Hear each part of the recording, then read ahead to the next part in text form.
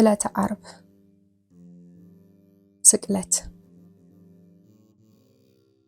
ጌታችን መድኃኒታችን ኢየሱስ ክርስቶስ ሐሙስ ማታ እንደተያዘ ሌሊቱን ሁሉ መከራ ሲቀበል አድሮ ዓርብ ጠዋት የአይሁድ ሽማግሌዎችና አለቆች ተሰብስበው ወደ ሹሙ ወደ ጲላጦስ ቤት ይዘውት ሄዱ።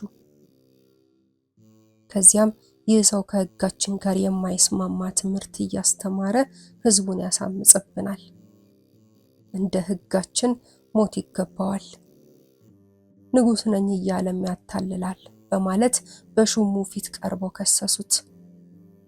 ጲላጦስ ግን ብዙ ቢከሱትም አላመናቸውም ነበር፣ ምክንያቱም መርምሮ በደል አላገኘበትምና። ሊያድነውም አስቦ ነበር፣ ሆኖም ግን ሊያድነው አልቻለም።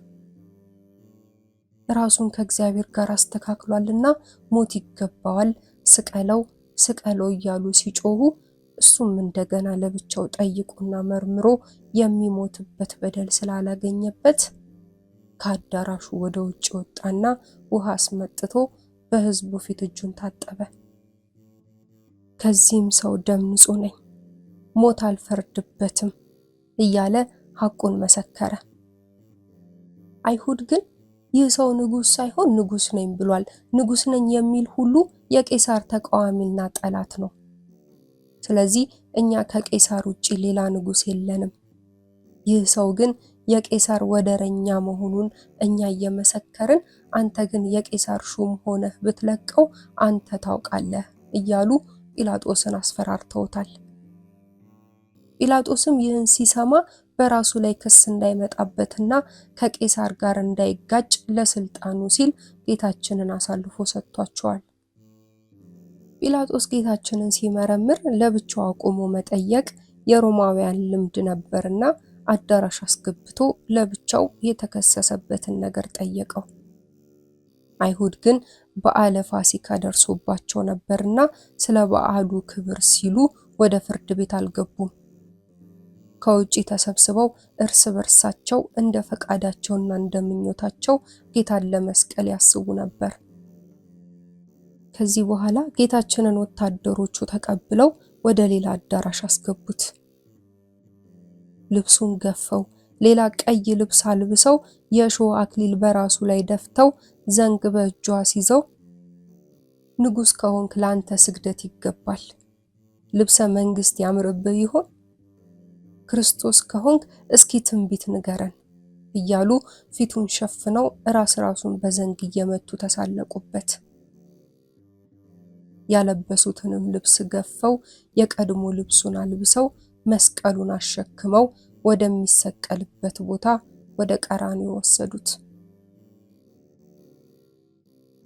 ከዚህም በኋላ አሳልፎ የሰጠው ይሁዳ ሞት እንደተፈረደበትና እንዳደከሙት ባየ ጊዜ ተጸጽቶ ኦሪት ነፍስ አትግደል ብትል፣ እኔ ግን ጻድቅ ሰው ስላስገደልኩ ንጹሕ ደም ስላፈሰስኩ ወዮልኝ አለ። ቀርቦም እሱን ተውልኝ፣ ወርቃችሁን እንኩ ብሎ 30ውን ብር ለሊቀ ካህናት መልሶ ሰጠ። የካህናት አለቆችም ከእንግዲህ ወዲህ እኛ ካንተ አንተ ከኛ ምን አለህ? ለራስህ እወቅ አሉት። ጌታ ዘወትር ታምራት ሲያደርግ ያየው ነበርና በታምራቱ ይድናል፣ እኔም ወርቄን ይዤ እቀራለሁ ብሎ ለ30 ብር ሸጦት ነበርና ይሁዳም ወርቁን ከአቴናው ላይ አፍሶ ሊታነቅ ሄደ። ሊቃነ ካህናትም አንስተው ከመባ ልናስቀምጠው አይገባም አሉ። የእሾህ ዘውድ ጎንጉነው በራሱ ላይ ደፉበት። ንጉሥ ነኝ ብለህ የለምን? አነገስን፣ ዘውድ ደፋንልህ እያሉ ሲዘባበቱበት ነው። አንድም አዳምን ርዕሰ ልቦናውን እየወጉ ሲኦል አውርደውት ነበርና ለካሳ ነው። በቀኝ እጁ ዘንግ ሲያዙት በፍና ተሳልቆ ለንግስና በትረ መንግስት ሲያዝን እንኳን ደስ አለህ እያሉ ለመዘበት ነው። እንዲሁም በፊቱ ተንበርክከው የአይሁድ ንጉሥ ሆይ ሰላምታ ይገባሃል እያሉ ተዘባበቱበት። የአይሁድ ንጉሳቸው ሆይ ቢሰኛህን ጠላትህን አያውለው አያሳድረው አሉት። እኛን አያውለን አያሳድረን ሲያሰኛቸው ነው። ምራቃቸውን ተፉበት፣ ራሱንም በዘንግ መቱት። ከዘበቱበትም በኋላ ቀዩን ግምጃ ገፈው የራሱን የመጀመሪያ ልብሱን አለበሱት። የአዳም ልጅነት እንደተመለሰ ለማጠየቅ ነው።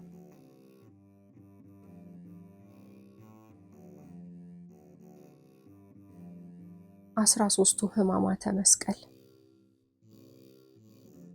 አንደኛ ተአስሮ ድኃሪት። ጌታችን ኢየሱስ ክርስቶስ ሁለት እጆቹን ወደ ኋላ የፊጥኝ መታሰሩን የሚገልጥ ነው።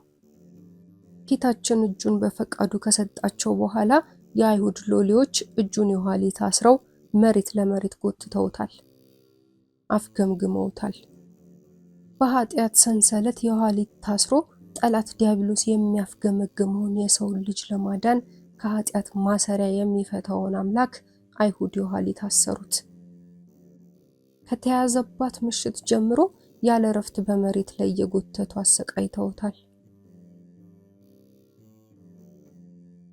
ሁለተኛ ተጸፍሖ መልትዓት። ተጸፍሖ ማለት ጸፍአ በጥፊ መታ ከሚለው የግዕዝ ግስ የወጣ ሲሆን መልትዓት ደግሞ ፊት፣ ጉንጭ ማለት ነው። አምላካችን ኢየሱስ ክርስቶስ በአይሁድ በረከሰ እጅ በጥፊ መመታቱን የሚገልጥ ነው። ጌታችን ለሊቀ ካህናት ቀያፋ እውነትን መናገር እንደ ስድብ ተቆጥሮበት መላልሰው ፊቱን በጥፊ መተውታል። ቅዱሳን መላእክት ፊትህን ማየት አይቻለንም ሲሉ ክንፋቸውን የጋረዱለት ማንም ሊቀርበው በማይችል ብርሃን ተሰውሮ የሚኖር ጌታ ብርሃናዊ ፊቱንም በጨርቅ ሸፍነው ክርስቶስ ሆይ በጥፊህ የመታህ ማን ነው? እስኪ ትንቢት ተናገርልን እያሉ ዘብተውበታል። በጠላት ዲያብሎስ እጅ ወድቆ በነፍሱ ይቀለድበትና ይንገላታ የነበረውን የሰው ልጅ ለማዳን ብሎ በጠላቶቹ በአይሁድ እጅ ወድቆ ተጎሰመ፣ ተንገላታ፣ በጥፊ ተመታ። የአይሁድ ንጉሥ ሆይ ሰላም ላንተ ይሁን እያሉ የተሳለቁበት በጥፊ መተውታል።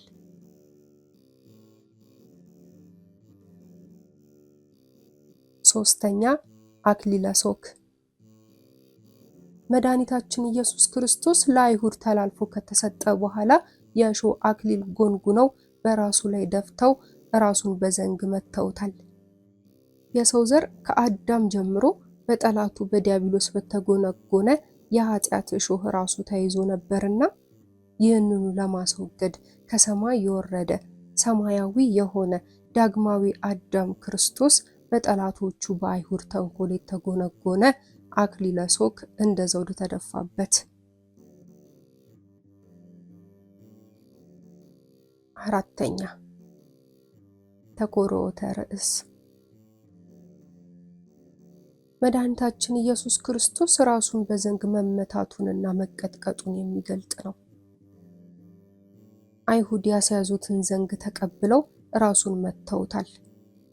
በተለይ አክሊለ ሦኩ ከራሱ አልገባ ብሏቸው በዘንግ እየመቱ ያስገቡት፣ ከላይ በዘንግ ሲመቱት በራሱ ላይ ያቀዳጁት አክሊለ ሦክ ራስ ቅሉን እየበሳው ከራስ ቅሉ የደም ጎርፍ ይፈስ ነበር።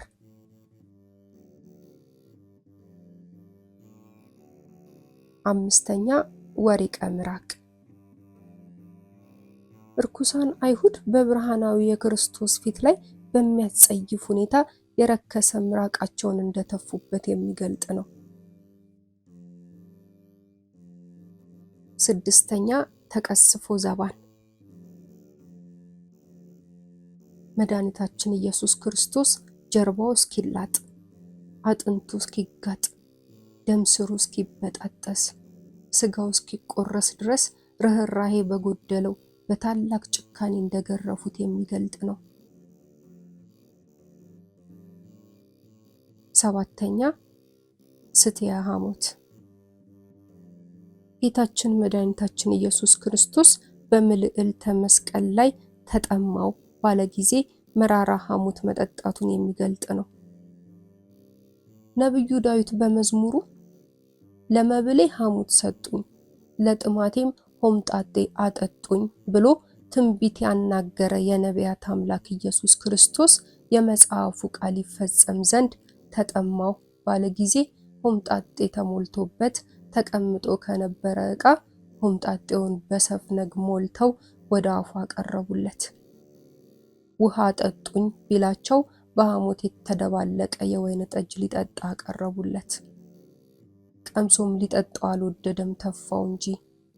ኃጢአትን እንዲህ አድርጋችሁ ትፏት ለማለት ነው። 8ኛ ርግዘተ ገቦ። መድኃኒታችን ኢየሱስ ክርስቶስ ነፍሱን ለሞት አሳልፎ ከሰጠ በኋላ ጎኑን በስለታም ጦር መወጋቱን የሚገልጥ ነው። 9 አምስቱ ቅንዋተ መስቀል። መድኃኒታችን በመስቀል ላይ የተቸነከረባቸውን ጠንካራ የብረት ችንካሮች ወይም ምስማሮች የሚገልጥ ነው። ቅንዋት የሚለው ቃል ቀነወ፣ ቸነከረ ከሚለው የግስ ግስ የተገኘ ነው። መስቀል ማለት የተመሳቀለ እንጨት ነው። ጌታችን ኢየሱስ ክርስቶስ የተቸነከረባቸው 5ቱ ችንካሮች ሳዶር፣ አላዶር፣ ዳንት፣ አዴራ፣ ሮዳስ ይባላሉ። እነዚህም የ5ቱ አዕማደ ምስጢራት ምሳሌዎች መሆናቸውን ሊቃውንት ያስተምራሉ። ሐዋርያው ቶማስ ከትንሣኤ በኋላ ወንድሞቹ ሐዋርያት ስለ ትንሣኤው በነገሩት ጊዜ የችንካሩን ምልክት በዓይኖቼ ካላየው፣ ጣቴንም በችንካሩ ምልክት ካላስገባው፣ በእጄም የተወጋ ጎኑን ካልዳሰስኩ አላምንም ማለቱ በብረት ቀኖት በመቸንከሩ ነበር። በኃጢአት ቀኖት ወይም ምስማር ተይዞ የነበረውን የሰው ልጅ ለማዳን መድኃኒታችን ኢየሱስ ክርስቶስ ይህን ሁሉ መከራ ተቀበለ። እነዚህ 5ቱ ችንካሮች ተቆጥረው አንድ ላይ 13 ሕማማተ መስቀል ይባላሉ። ፍኖተ መስቀል 14ቱ ምዕራፎች።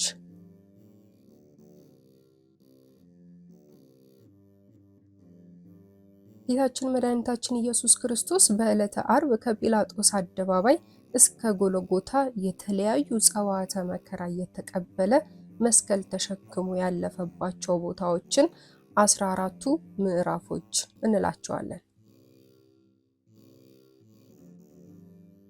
ምዕራፍ 1 በጌታችን ላይ የሞት ፍርድ የተፈረደበት የጲላጦስ አደባባይ። የእሾህ አክሊል ጎንጉነው በራሱ ላይ የደፉበት፣ ቀይ ግምጃም ያለበሱበት ቦታ ነው።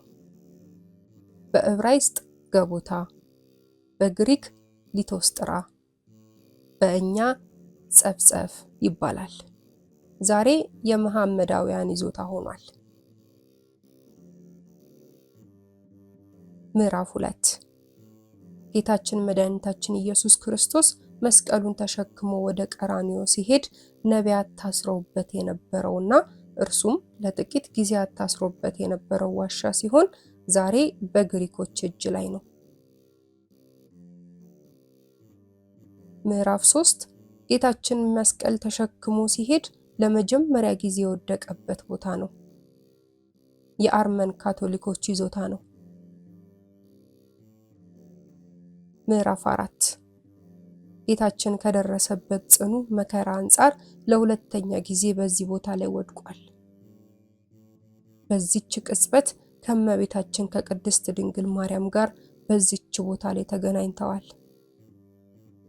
ከዚያም ወደ ሰለሞን ቤተ መቅደስ የሚወስደውን መንገድ ትቶ ወደ ቀኝ ታጥፎ ጥቂት ልፍ እንደተባለ ከ5ኛው ይደርሳል። ምዕራፍ 5 ስምዖን ቀሬናዊ የጌታን መስቀል እንዲሸከም የተደረገበት ቦታ ነው። ከ4ኛው ምዕራፍ 20 ሜትር ርቀት ላይ ይገኛል። ዛሬ የላቲኖች ይዞታ ነው። ምዕራፍ 6 ጌታችን ከመስቀሉ ክብደት ከመከራው ጽናት የተነሳ እዚህ ቦታ ላይ ሲደርስ ፊቱ ቢሮታ ወይም ቬሮኒካ በእኛ ደግሞ አብሮቅላ የምትባል አንዲት ሴት የወዛውን ፊቱን በመሐረብ ብትጠርግለት ፈቃዱ ሆኖ የፊቱ ስዕል በመሐረብ ላይ እንዲሳል አድርጓል። ይህ ቦታ የግሪክ ካቶሊኮች ነው። ከአምስተኛው ምዕራፍ በ100 ሜትር ይርቃል። ምዕራፍ 7 ከደማስቆ በር ወደ ጽርሐ ጽዮን በሚያወጣው መንገድ ላይ ይገኛል። በዚህ ቦታ ጌታችን ለ3ኛ ጊዜ ወድቋል። በአሁኑ ወቅት በላቲኖች ይዞታነት ይገኛል። ምዕራፍ 8 ጌታችን መስቀል ተሸክሞ ደፋ ቀና እያለ ሲሄድ ያዩት ሴቶች ሲያለቅሱ ሰምቶ ለራሳቸው አልቅሱ ያለበት ቦታ ነው። ምዕራፍ 9 ፊት ለፊት የሚታይ በር ሲኖር ይህም የኢትዮጵያ ቤተክርስቲያን የመድኃኔዓለም ገዳም ነው። በስተግራ የመስኮቦች በስተቀኝ የግብጾች ገዳም ይገኛል። ጌታችን ለ4ኛ ጊዜ የወደቀው በዚህኛው ምዕራፍ ነው። ላቲኖች በየሳምንቱ አርብ ከጲላጦስ አደባባይ በመነሳት መስቀል እየተሸከሙ በሚያደርጉት ጉዞ እዚህ ቦታ ላይ ሲደርሱ ጸሎት ያደርሳሉ። ከወለሉ በስተ ምስራቅ ከፍ ባለው ቦታ ላይ የሚታይ አንድ ያረጀ ወይራ አለ። ይህም ወይራ ያለበት ስፍራ አብርሃም ልጁ ይስሐቅን ሊሰዋበት አጋድሞበት የነበረው ነው።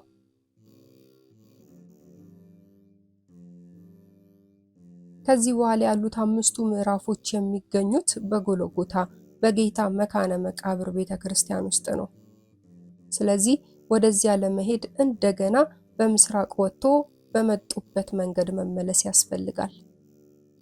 ደረጃዎችን ወርዶ ከትልቁ መንገድ ሲደርስ ወደ ቀኝ ተመልሷል።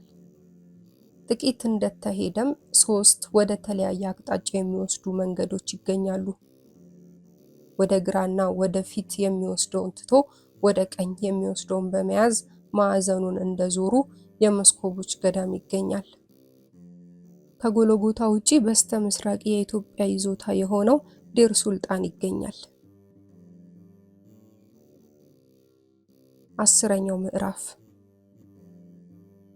እጆቼንና እግሮቼን ቸነከሩኝ የተባለው ትንቢት የተፈጸመው በ10ኛው ምዕራፍ በጎልጎታ ነው።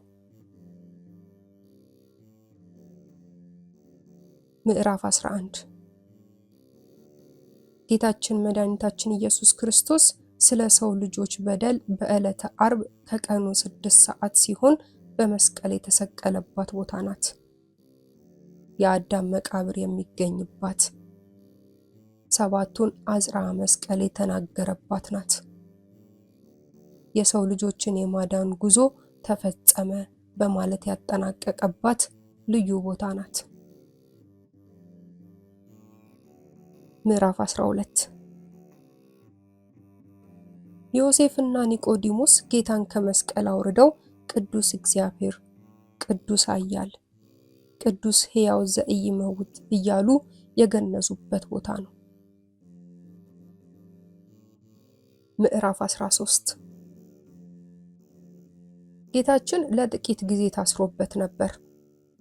ጌታችንን የሰቀሉት ከዚህ በቀጥታ አውጥተው ነው። ልብሱን የተከፋፈሉት በቀሚሱ ላይ ደግሞ ዕጣ የተጣጣሉትም በዚህ ቦታ ነው። ምዕራፍ 14 ጌታችን የተቀበረበት ምዕራፍ ነው። መቃብሩ ወዳለበት ጎልጎታ በትንሽ በር እንደተገባ እንደ ሐውልት ያለ ከድንጋይ የተሰራ ነገር ይታያል። በመስታወት የተከደነ የጥንት የድንጋይ ስባሪ ያለበት።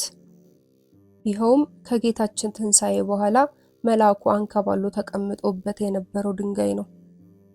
ጌታችንን ከእናቱ ርስት ጌቴሰማኒ ወስዶ እንዳይቀብሩት ስለመሸባቸው ዮሴፍ ለራሱ ባዘጋጀው መቃብር ተቀበረ።